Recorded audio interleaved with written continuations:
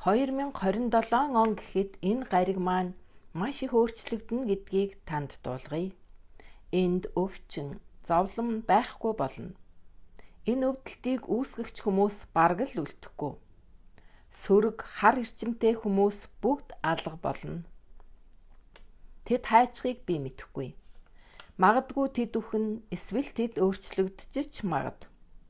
Харин буруу амьдарч байсан хүмүүс зөв замдаа орох цаг мөчн мөн гэдгийг л сайн мэдэж байна.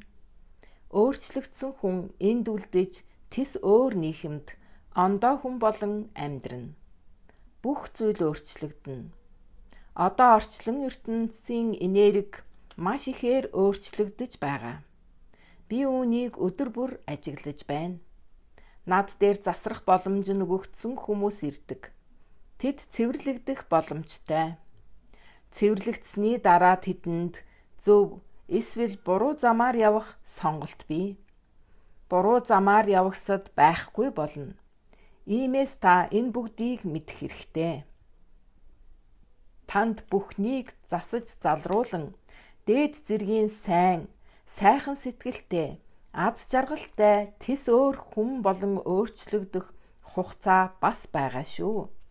Энэ видеог хадгалаад хайртай бүхэнтэйгээ хуваалцаарай.